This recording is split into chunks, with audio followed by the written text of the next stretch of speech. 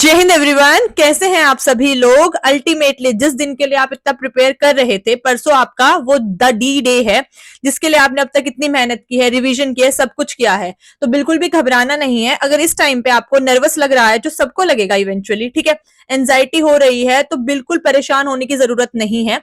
ये वीडियो मैंने आप सभी के लिए पहले से ही प्लान कर रखी थी कि मैं आपके एग्जाम से पहले एक स्पेशल वीडियो शूट करूंगी। ऑफलाइन में मैं 1-to-1 बच्चों के साथ इंटरेक्ट कर लेती हूँ, बट ऑनलाइन में मैं आपको ये वीडियो जरूर प्रोवाइड करूंगी जिसमें मैं आप लोगों से कुछ जरूरी बातें आपके एग्जाम से पहले डिस्कस कर सकूं। और जो मैंने आप लोगों को बोला था कि यस, मैं आपको पेन बताऊंगी कौन कौन से यूज करने हैं, वो सारे पेन मैं यहाँ लेके आई हूँ। सो वीडियो में एंड तक बने रहना। मैं अपना प्रॉमिस जो मैंने आप लोगों से कैप्ट किए थे वो सारे अपने पूरे करूंगी, ठीक है। ओके, सो सबसे पहले हम एसेंशियल्स की बातें करेंगे टाइम वेस्ट ना करते हुए कि आपको एग्जाम हॉल में लेके क्या क्या जाना है। सबसे पहले आप अपना एडमिट कार्ड, जो आई एम अज्यूमिंग कि आप लोगों ने प्रिंट करा लिए होंगे अब तक। ओके, एक कलर करा लेना, एक ब्लैक एंड व्हाइट करा लेना, ठीक है, क्योंकि 2 से 3 पेपर हैं आपके। तो आपको अगर बीच में मान लो आप पानी पी रहे हो, पानी ना गिर जाए, या फिर उस पर मान लो कुछ खाना खाया तो कुछ मतलब उसके साथ कोई भी अनफॉर्चुनेट इवेंट नहीं होना चाहिए। So you should kept at least 2 admit card. So एक कलर रख लो, एक ब्लैक एंड व्हाइट रख लो, दैट्स इट, ठीक है। ओके, सेकेंड थिंग हमारी रहेगी आधार कार्ड या पैन कार्ड। आप लोगों ने फॉर्म फिल करते टाइम, ध्यान से सुनो, फॉर्म फिल करते टाइम जो भी अपना आप आइडेंटिटी प्रूफ दे, इधर इट्स आधार और पैन कार्ड, वो लेके जाना है। ऐसा नहीं आपने वहां आधार कार्ड डाला तो आप पैन कार्ड लेके चले गए। मैं दोनों लेके जाती थी, आपको दोनों लेके जाने तो और अच्छी बात है, दोनों ले जाओ। मैं तो कहूंगी आधार कार्ड भी ले जाओ, पैन कार्ड भी ले जाओ, सेफ साइड पे रहो। वो वहां जो चेक करेंगे दोनों चेक करेंगे, दोनों दिखा देना, क्योंकि सेंटर्स पे कुछ कुछ अलग अलग रूल्स वेरी करते हैं स्कूल टू स्कूल, ठीक है। ओके, थर्ड थिंग आपकी रहेगी अपनी वाटर बोतल। एक ट्रांसपेरेंट वाटर बोतल लेके जाना। ऑल्दो ये अलाउड होता है ले जाना, लेकिन अगर वो सेंटर के बाहर मना करे, ठीक है। तो वैसे मैं उन बच्चों में से थी जो क्योंकि यूपीएससी ने तो ऐसा कुछ रिस्ट्रिक्शन लगाया नहीं है, वो तो बोलते हैं इनफेक्ट ट्रांसपेरेंट वाटर बोतल आप ला सकते हो। सो मैं उनसे रिक्वेस्ट करती थी या बोल देती थी कि सर ऐसा कोई रूल है नहीं, तो मैं लेके जाती थी। क्योंकि पर्सनली मुझे जैसे आदत है, मैं ड्यूरिंग जब मैं मॉक पेपर भी लगाती थी तो सॉल्व करते टाइम मैं बीच में पानी पीती थी, एटलीस्ट 1-2 बार तो पीती थी। हालांकि परेशान नहीं होना अगर वो नहीं लेके जाने दे रहे अंदर, क्योंकि वो वहां पे वाटर सर्व करते हैं, पानी आ जाता है। लेकिन अगर आप ट्रांसपेरेंट वाटर बोतल लेके गए हो तो उनसे रिक्वेस्ट करना अगर वो मना करते हैं। वैसे अगर नहीं करते हैं तो बहुत अच्छी बात है, आप अपने ट्रांसपेरेंट वाटर बोतल लेके जाना, बट ट्रांसपेरेंट, ऐसा नहीं वो नीली पीली हरे रंग की है और उस पर कुछ कुछ लगा हुआ है बाहर, उसका वो हटा देना, टैग हटा देना, ठीक है, जिस भी कंपनी की है वो। ट्रांसपेरेंट मतलब पूरी ट्रांसपेरेंट, उसके आर पार दिखना चाहिए, ठीक है। और पानी, ओके। जो बच्चे ओआरएस लेके जाना चाहते हैं वाटर में मिला के, सो उनको मैं एक पर्सनल एडवाइस दूं, मतलब वो क्योंकि शुगरी स्वीटी मतलब स्वीटनेस होते हैं उसमें, तो मीठा होता है वो टेस्ट में, है ना। सो मुझे वो पीकर, ओआरएस वाला पानी पीकर ज्यादा प्यास लगती है। सो आप अपने अकॉर्डिंगली देख लेना कि अगर वो पी के आपको ज्यादा प्यास लगे तो फिर आपको एक और वाटर बोतल लेके जानी पड़ेगी, मतलब एक ओआरएस वाली वाटर बोतल और एक नॉर्मल, वो भी ओके है, उसमें भी कोई दिक्कत नहीं है। मैं तो दो दो भी लेके गई हूँ, ठीक है, वो ले जाने देंगे वहां पे। लेकिन अगर आपको लगता है कि नॉर्मल वाटर ही ठीक है तो नॉर्मल ले जाना, मतलब that is up to you and varies upon person to person कि आप कौन से कैटेगरी में हो, आपको वो ओआरएस का चाहिए नहीं चाहिए। मैं उनमें से थी, मतलब मैं एग्जाम से पहले डेयरी मिल्क खा लेती हूँ, जैसे मैंने आपको प्रीवियस वीडियो में भी बताया था, इसमें भी बता रही हूँ। अब खाने की चीजों पे जब हम आते हैं टेबल्स पे, कि एग्जाम से पहले एटलीस्ट 40 मिनट्स पहले आप कोई चॉकलेट, डेयरी मिल्क जैसे, मतलब वो जो आती है आपकी 10 वाली 20 वाली, या आपके जो इक्लेयर्स की टॉफी आती है, मतलब कोई ग्लूकोज इनटेक कोई भी चीज आप खा लो जो थोड़ी मीठी भी रहेगी। उससे क्या होगा ना, आपकी बॉडी में जल्दी ग्लूकोज बनेगा और आप ज्यादा एक्टिव रहोगे। और अगर चलो वो चीज भी हटाओ, लेकिन आपको मेंटली साइकोलॉजिकली कोई बैरियर नहीं रहेगा। आपको लगेगा अरे मैंने तो इतना ज्यादा भी ग्लूकोज इनटेक किया है, शुगर इनटेक किया है, तो नेचुरली एनर्जी मिलेगी आपको उससे, है ना। तो आप लोग सोचोगे कि चलो अब तो अपना एग्जाम बढ़िया जाएगा ही, तो मतलब एक साइकोलॉजिकल होता है ना, तो वो मेंटली कॉन्फिडेंट हो जाओगे आप, तो वो आपकी पर्सनैलिटी में रिफ्लेक्ट करेगा और नेचुरली आपको वहां पे अच्छा फील होगा, है ना। तो 40-45 या आधा घंटा पहले, मिनट पहले, तो आप अपना ऐसा कुछ कोई भी चॉकलेट खा लो, टॉफी खा लो, अप टू यू, ठीक है। मैं 2 एग्जाम के बीच में भी खाती थी। अब 2 एग्जाम के बीच में क्या खाना है आपको बिसाइड दिस, तो आपको खाना है सैंडविच। सैंडविच आपका नॉर्मल होना चाहिए, क्यूकम्बर का, टोमेटो का, अनियन का, नॉर्मल, मतलब आप इनमें से कोई भी एक चूज कर सकते हो, मिक्स भी कर सकते हो इनको, ठीक है।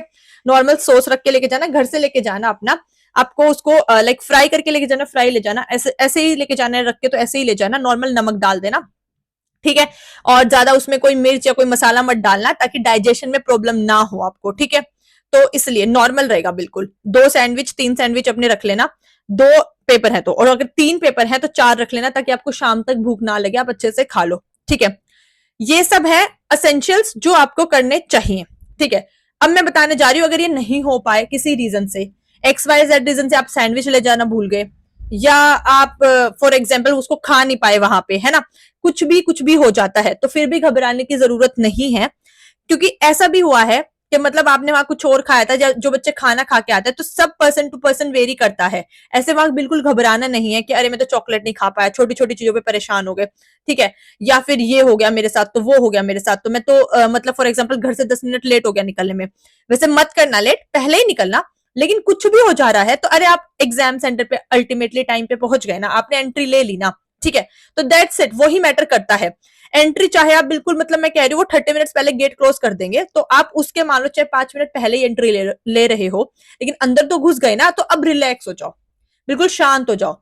अब जब तक आपको आपका पेपर मिलता है, तब तक आप या तो हेड डाउन कर लो, ठीक है, ज्यादा इंटरेक्ट नहीं करना, आगे पीछे कहीं चाहे चाहे बात करने लग जाओ, अरे आपकी कैसी प्रिपरेशन है, मत पूछो, पहले अपना पेपर दो। आपको अपने पे भरोसा होना चाहिए, अपने अच्छे से तैयारी करके आए हो ना, वॉशरूम जाना है, टॉयलेट जाना है, जहां मतलब जो भी आपको करना है अपना करो, अच्छे से पानी पीना है पानी पियो, और अपनी सीट पे बैठ जाओ, ठीक है, और रिलैक्स हो जाओ, बिल्कुल काम के अपने जिस भी आप गॉड को मानते हो, ठीक है, उनको याद करो कि मैंने अपनी तैयारी की, अपने पेरेंट्स को याद करो, उनको सोचो आंख बंद करके, ठीक है, मैंने अपनी पूरी मेहनत पे भरोसा किया है।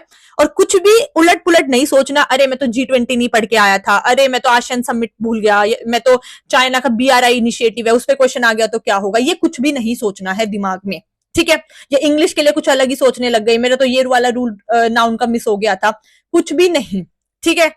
और ये वीडियो जब भी अभी आपको मिलेगी, मैं कहूंगी इसके बाद से तो आप ज्यादा रिवाइज भी मत करना, अब तक जितना करना था हो गया है। इसके बाद अब सिर्फ आपको अपना नॉर्मल थोड़ा बहुत हल्का फुल्का कोई टॉपिक बचा है, ठीक है, आपको लग रहा है ठीक है ये एक बार 2 बार है, तीसरी चौथी बार पढ़ लेता हूं, वो चीज देखना है, अदरवाइज कुछ नहीं देखना है, ठीक है। ठीक है, सो हमने असेंशियल्स की बात कर ली, खाना क्या है वो बात कर ली, एग्जाम से पहले और ड्यूरिंग द एग्जाम आपको कैसे बिहेव करना है वो बात कर ली।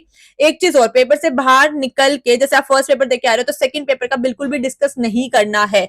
कोई यूट्यूब पे कितने भी वीडियोस आ जाए, कुछ भी आ जाए, मैं तो डालूंगी ही नहीं, ना मैं आंसर की डालने वाली हूँ ना मैं कुछ डालने वाली हूँ, ठीक है। अपन शाम को या तो या फिर 1-2 दिन बाद वीडियो रिकॉर्ड करके डालेंगे, जिसमें मैं कमेंट सेक्शन के लिए छोड़ दूंगी ताकि आप लोग अपना एक्सपीरियंस बता सको, या जिन्होंने मुझे 1-to-1 मैसेजेस किए होंगे। मैं नहीं चाहती आप लोग का कोई भी किसी भी प्रकार का दिमाग खराब हो, आप कहीं भी कुछ भी देख लो अपना आंसर और उससे सेकंड पेपर में रिफ्लेक्ट हो या थर्ड पेपर में रिफ्लेक्ट हो। अब वो पेपर आप दे चुके हो पहले वाला, दैट्स इट, उसको साइड करो, अब focus on next second paper पे, ठीक है। ओके, अब मैं बताती हूँ आपको पेन कैसे यूज करना है और कौन सा यूज करना है, वो आप अभी खरीद के ले आना अगर नहीं लाए हो। देखो ये होते हैं आपके मोटी निब वाले पेन, ठीक है, रेनॉल्ड्स का पेन है, दोनों ही आई थिंक उसी के हैं, हाँ। तो दूसरे वाला भी कैसा था, उसको बोलना कि जिस जहां पे आप लेने जा रहे हो शॉपकीपर को कि भैया मुझे OMR शीट फिल करनी है, सो मुझे मोटे निब वाला पेन दे दो, तो वो आपको ये पेन देगा। अब मैं इसको आपका डिफरेंस भी आपको दिखाती हूँ कि देखो अगर आप ये पेन यूज करोगे, ये न्यूज़पेपर है, मैं इस पे आपको रख के दिखा देती हूँ लिख के, मतलब मैंने सर्कल किया है इस मोटे निब वाले पेन से, ठीक है। और मैं ये जो नॉर्मल आपका ब्लैक पेन होता है, ठीक है, कोई भी पतली निब वाला पेन, मैं इससे सर्कल करके दिखा रही हूँ। सेम सर्कल करने में आपको बहुत टाइम लग रहा है, ठीक है। I hope can you see the difference. जो पहले वाला सर्कल है आपका, ठीक है, जो आपको मैंने बड़ा सर्कल किया हुआ है ये मोटी निब के पेन से किया है, और जो दूसरे वाला सर्कल मैंने आपका किया हुआ है वो पतली निब के पेन से किया हुआ है।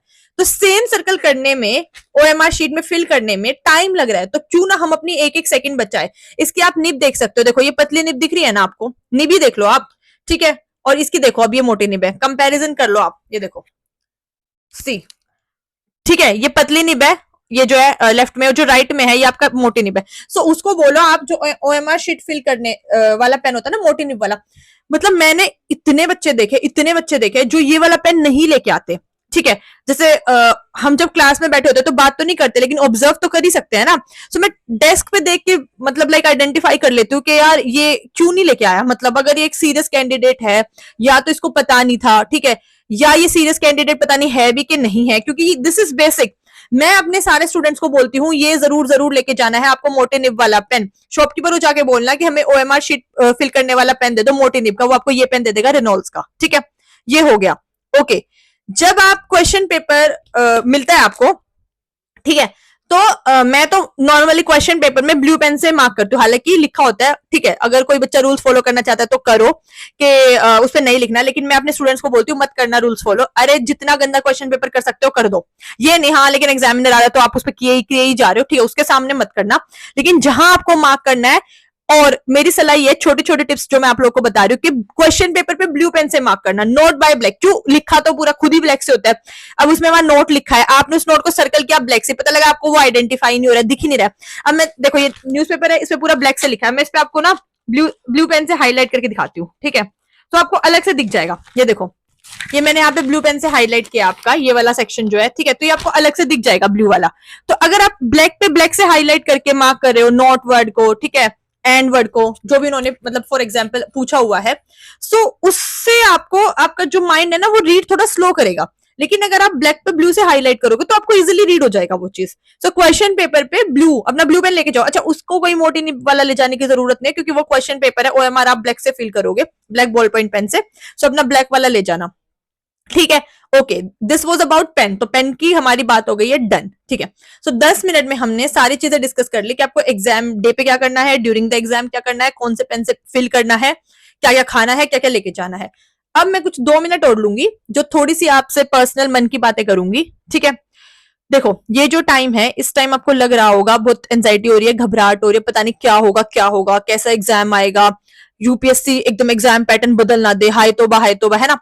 हर साल पेपर होता है, साल में 2 बार पेपर होता है, हर साल बच्चे उतने ही बैठते हैं, मोर और लेस, ठीक है, एवरेज सेम रहती है। हर बच्चे को यही लगता है हर साल कि कहीं हमारी बारी में एग्जाम पैटर्न एकदम से बदल ना जाए, क्वेश्चंस नए आ गए, बाउंसर आ गए, तो मैं कैसे हैंडल करूंगा। रिलैक्स रहना, पानी पीना, कुछ नहीं भी समझ में आ रहा और सोचना कि मैंने इतनी सीरियस पढ़ाई की है, ठीक है, तो जैसा क्वेश्चन इस टाइम ये मुझे लग रहा है ऐसा ही इस टाइम पे सबको लग रहा होगा, तो वो सबके लिए वैसा ही होगा। बाउंसर है तो सबके लिए होगा, नया पैटर्न आया तो सबके लिए होगा, खाली आपके लिए नहीं है वो, ठीक है। खुद को देखो, उस टाइम वहां मैं नहीं होंगी, आपका कोई और मेंटोर नहीं होगा, टीचर नहीं होगा जहां से भी आपने कोचिंग लिया है, ठीक है, फैमिली नहीं होगी, उस एग्जाम हॉल में आप अकेले बैठे हो। सोचना सब बच्चे मतलब इंडिविजुअली कि इस कमरे में मुझे सबसे ज्यादा आता है और किसी को नहीं आता, बात खत्म, मुझे सबसे ज्यादा आता है, ठीक है। मैंने जितना भी पढ़ा है भाई, मेरे को अपनी नॉलेज को बैक करना है, डाउट में नहीं रहना है ना, कि मैंने जितना पढ़ा है मैं उस बेसिस पे सॉल्व करूंगा और एग्जाम क्वालिफाई करूंगा बहुत अच्छे से, ठीक है। कोई क्वेश्चन लगता है लाइन में 2-3 क्वेश्चन नहीं बने सॉल्व करते टाइम, पानी पीना, एक लंबी सांस लेना, उस टाइम उसको छोड़ देना, नहीं दिमाग चल रहा है तो आगे के सॉल्व करना। बाद में टाइम बचेगा, एनसर्कल तो करोगे ही, सबने अपनी अपनी स्ट्रेटेजी डिसाइड कर रखी होंगी इस टाइम, इसलिए मैं बता नहीं रही कैसे अटेम्प्ट करना है ना। तो आप अपना उस तरीके से जो है क्वेश्चन को बाद में आके सॉल्व कर लेना, ठीक है।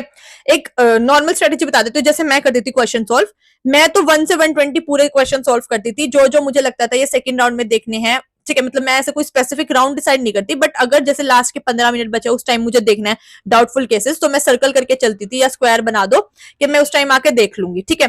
लेकिन आप लोगों ने अब तक अपनी स्ट्रेटेजी मॉक में जो लगाई है, जैसे आप लोगों ने सोचा कि फर्स्ट इटरेशन सेकंड इटरेशन जैसे भी आप लोग सॉल्व करोगे, आप पूरा 1 गो में करना है जैसे मैं करती थी, सो वैसे ही उसको रखना, लास्ट मोमेंट पे कुछ चेंज नहीं होना चाहिए, ठीक है।